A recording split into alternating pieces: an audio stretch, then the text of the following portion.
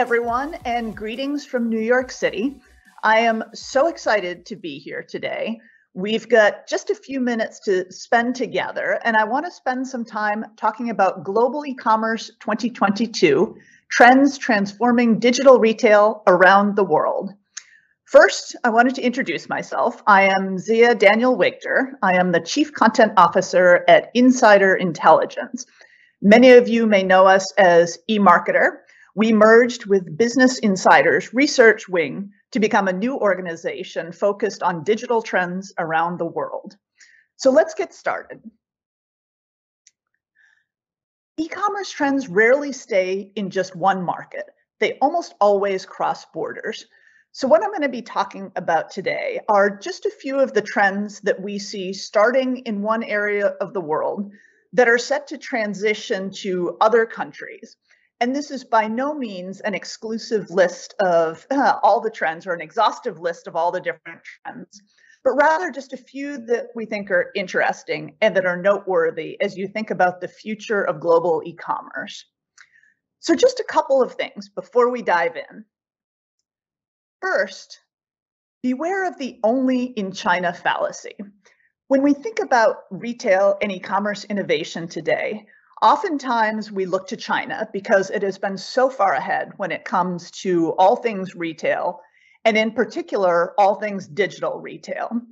And it's very easy to assume that China is just a completely different market, that it evolved differently, that it's a different size from every other market, both of which are true, but we very much see the trends that are starting there expanding internationally, albeit in a different form than the one that they originally started in.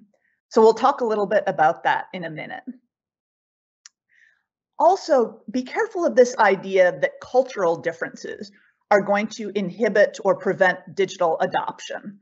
And here, this is something that people have talked about for many years. I remember being back in France 15, 20 years ago at this point and hearing that no one was going to purchase apparel online because there was just too much of a cultural association with fashion that people very much wanted to touch and feel the clothing that they were buying before making that purchase.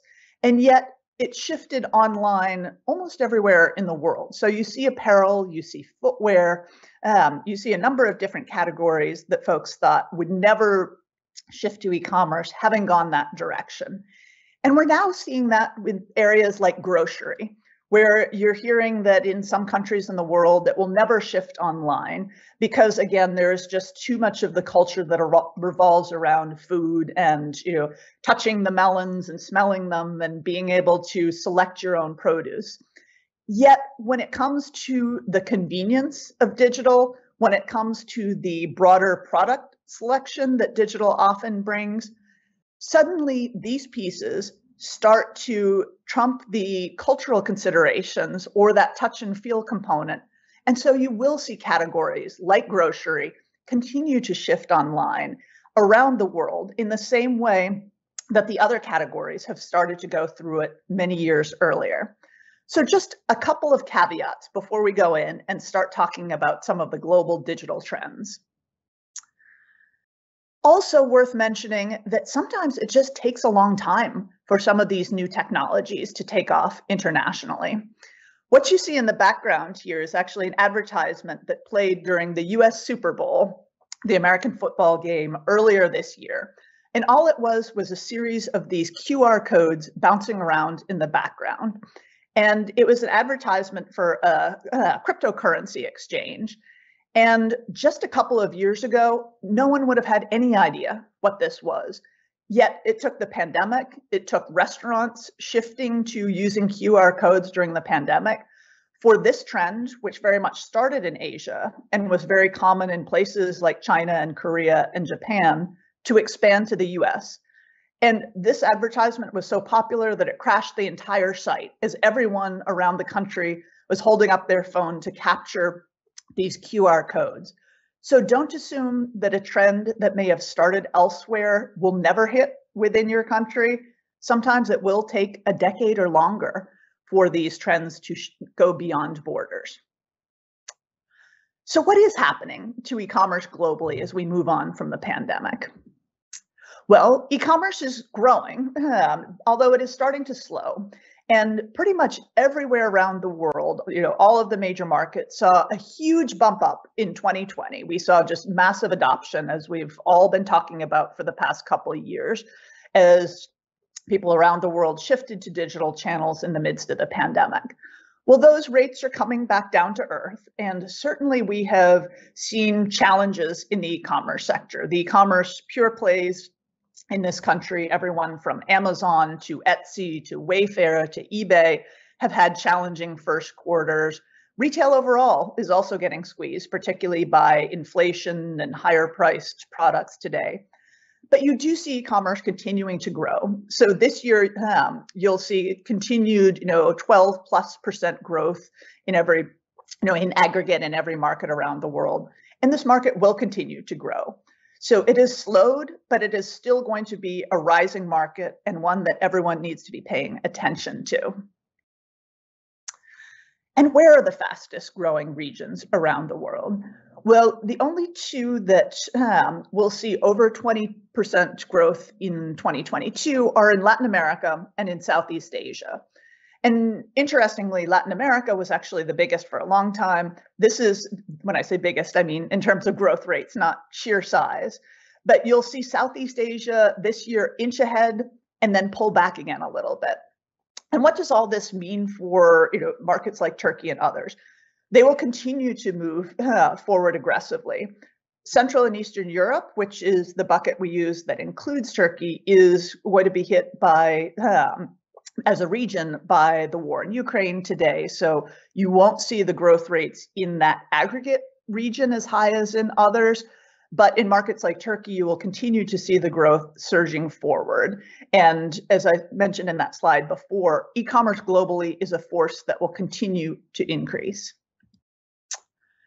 So how is e-commerce being influenced? It really is being influenced by every corner of the globe. And I want to talk here about just a few category agnostic trends where there are countries or regions that are clearly at the forefront. So let's dive in. And I promised I would talk a little bit about China. So Asia, and China in particular, has led the world in many areas. And I would say there's no place that you have seen this influence greater than in social commerce. And when we think about social commerce, we often think about live streaming today, and I will talk about that. But that's not the only area where you've seen some real innovation coming from China. And with all of that innovation together, you have seen China become just a massive market in comparison to other large e-commerce markets like the US. You have seen social commerce sales be about 10 times what they are in the United States today. It is a very large percentage of e-commerce in China that goes through social channels, whether that is through live streaming or other types of engagement that involve other shoppers. And we expect to see this continuing. Even with the current slowdown in China, as you see lockdowns in places like Shanghai, social commerce will pick up again as those lockdowns start to ease. And I think you're going to see some really exciting things in this area coming out of the pandemic. So as I mentioned, there are a series of different initiatives, different ideas beyond just live streaming where China has led. For example, apps like Pinduoduo, which many of you may be familiar with, but it's an application that involves a series of different types of fun. When you think about China and you think about e-commerce there, the big difference is in China, shopping is considered fun when you do it online. It is not just considered something that you sort of do functionally, but rather something that can be a lot of fun to do with your friends, with your acquaintances, with others you've met online. And Pinduoduo is a great example of that. So the way it works is you band together with some of your friends or other people that are part of your digital community, and you bid on products in order to get the best price. And there's in fact no real search bar on Pinduoduo. You simply scroll through. A lot of these products are not big brands. They're what we would call, private label brands or unknown brands. And the idea is, as I said, you're working together with your friends to bid on these products. And it's become very popular, for example, with stay-at-home parents, with rural communities where you don't necessarily have all the different products at your local stores. And this has taken off to be an absolute phenomenon in China. So a way to bring together this gamification together with almost a Groupon-like group buying component to become, again, something that capitalizes on this idea of entertainment and commerce being intertwined. And that same thing is true of live stream shopping. And I use this example here because this is one case in which we see China's live stream shopping being a stepping stone into the US market.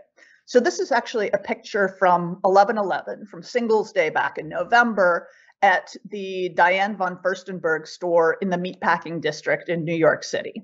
So a group of us came in, and on 11/11, they were doing a live streaming event that showcased, this is their CEO who's based in New York. This is Diane von Furstenberg's granddaughter, who is a spokesperson for the company. Together, they were broadcasting this live stream to 11/11 in China, to shoppers there. But they've used this as one step toward doing this for a US-based audience. So they were testing it out with Chinese shoppers, but increasingly using their learnings to understand how to reach the American shopper as live stream starts to take off here. So again, a way to leverage the advances that you've seen in markets like China with consumers in other parts of the world. Another example from China before we move on. The Mac store in Shanghai is just one example of a physical retail store that integrates social media into the shopping experience. And there are others. There's a Burberry store in Shenzhen that's doing something similar. But the way it works is you walk in, you check into WeChat, the well-known social app in China, super app, if you will.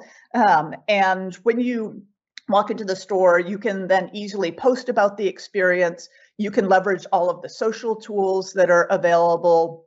You can use things like AR to do your shopping while you're in the store. So suddenly it becomes this very much blended online and offline experience in a way that we really haven't seen, at least here in the US to date. So again, looking to China for that social commerce aspect, both online as well as in physical stores. So moving on now to a couple words on Europe and where we see Europe in terms of sustainability, because it has very much been at the forefront and has been leading the world when it comes to this area. And I will say even before we start that sustainability is something that has become a concern for shoppers in every corner of the globe. You go to Brazil, you go to China, you go to Europe, you hear shoppers talking about how important sustainability and the environmental policies of the brands they shop from, how important they are in selecting a brand. Now, one of the things, however, is that a lot of this attitude hasn't yet turned into action. So we're at the early stages of it. Some consumers have started to shift. And in Europe, that's where you're seeing it more than anywhere else, where consumers are actually taking action based on their beliefs about brands. And here, just to highlight, if you look at something, for example, like the Environmental Performance Index, which shows the countries that are doing the most in terms of the environmental policies, that are doing the most to promote an environmentally conscious lifestyle, it is very much the countries of Europe that are at the top of the list. You see only Japan at number 12 coming in outside of Europe. So when you look to which brands are leading when it comes to both their practices as well as to how they communicate them, look to European brands to understand what are considered best practices. And here, for example, is a look at one European CPG or FMCG, Unilever, in terms of what they're doing to explain their environmental policies, their ESG policies. And they spell it out very clearly. It is not just, we source more we have more responsibly sourced materials that we use. It's not just a word on recycling. It very clearly maps out exactly what they're doing in all of these different areas. And this is increasingly becoming the norm. You're now starting to see US brands doing the same thing, becoming much clearer about what they're doing, making commitments. Even if government policy lags behind, consumers are looking to brands to lead. And again, if I were looking to understand which brands I would want to emulate, I would be looking to some of the European ones first to see just how how shall I say, explicit you need to be with your policies and how you need to be communicating with your shoppers. So let's turn now to the US for a couple minutes. And I want to highlight first a trend that you might not necessarily associate with e-commerce, but one that is very prevalent here. And that is the diversity, equity, and inclusion component of shopping.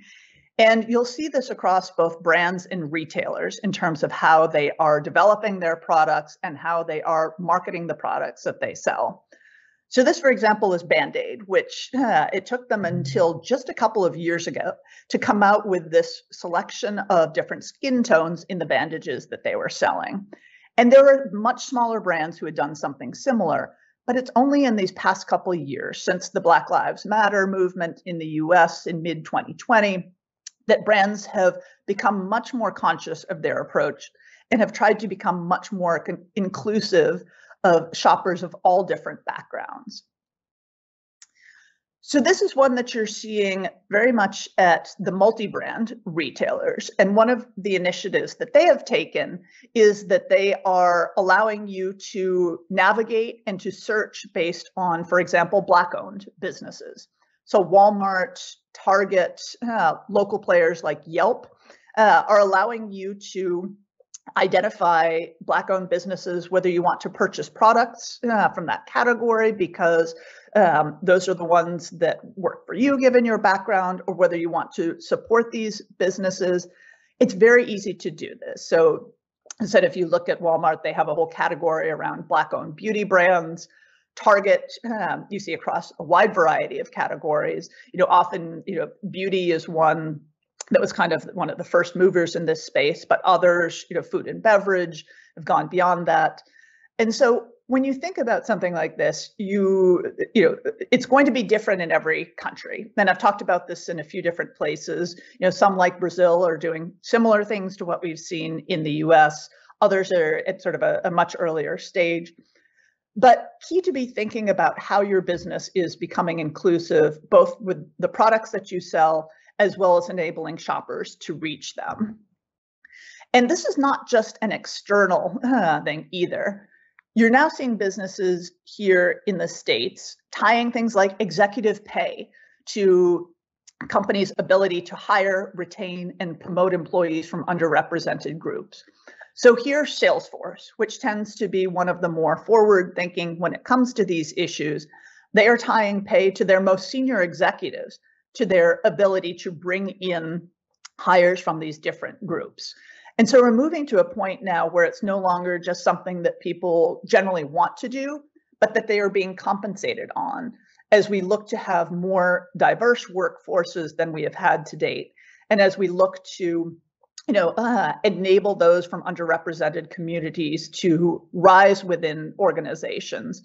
It's going to be really important to keep these in mind. And again, this has been very much front and center in the US, and it's one of those that we expect will start having an impact elsewhere.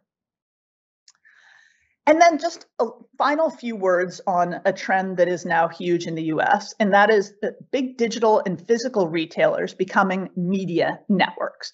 Now, what is a media network? It is allowing brands to promote their offerings on whatever platform you are using to sell. So the big shift right now is happening on digital platforms in a way that it's happened in stores before. So brands could always pay for the end caps for the promotion at the end of the aisle. But almost every e-commerce site now, at least all the major ones in the US, are launching some type of a retail media network. So these fall into different categories. So on the left here, we see a lot of the big multi-brand retailers. Almost all of those big retailers that sell a variety of different brands are allowing them to promote their products, whether that is becoming the the top search result in the promoted part of the site, to having display ads. They are linking their digital presences with their physical ones. And then what's interesting is over on the right, you're also seeing a wide variety of different players who have a consumer touch point. In other words, they have a brand with a consumer, whether that's an Instacart or a DoorDash, an app where you start your purchase journey. They are all establishing media networks as well, so that when you go in, it's no longer okay just to be there, but increasingly brands have to invest in promoting their services on the different e-commerce sites, whether that be a delivery app or the actual website that you go to first in order to make your purchase. And what's also interesting is that this is not only retailers. This is a very recent headline from Marriott, the hotel chain, that's also rolling out a media network, because they also touch consumers at a point when they may be wanting to make a purchase.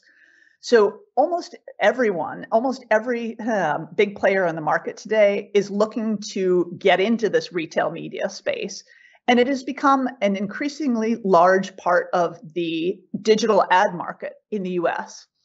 In fact, if you look at it, you can see the rise of Amazon here, comparing them to other players like Google, Facebook, others that are more traditional players in the market.